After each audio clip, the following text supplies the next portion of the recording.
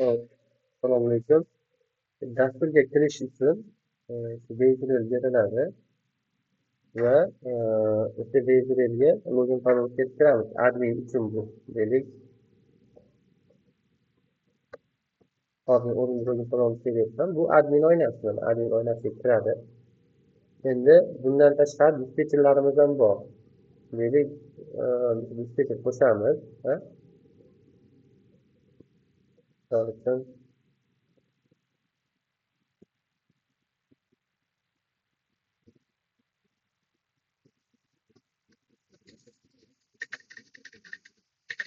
testlar. Telefon raqamiga o'tamiz. Hop. Ularga yana test ketaveramiz. Paroli deylik. Data factory yani hepimiz seçebiliriz.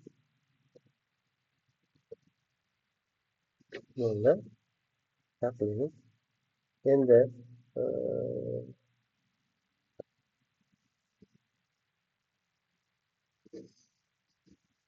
endi dispetcher kirishimiz uchun ham xuddi shu login bezier bo'ladi. Faqat login parolni o'zi boshqa bo'ladi. O'zi avtomatik dispetcher oynasiga yotadi. Misol uchun test bir dispetcher login parol bilan kiraman desam, endi dispetcherda kamroq funksiyalar bo'ladi mana.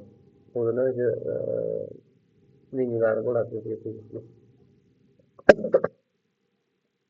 Dispetcher bilan adminda bezier bitta bo'ladi, ya'ni linki bitta bo'ladi.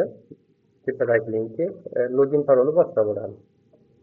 Dastur shunga qarab o'zi aniqlab oladi. Dispetcher va admin.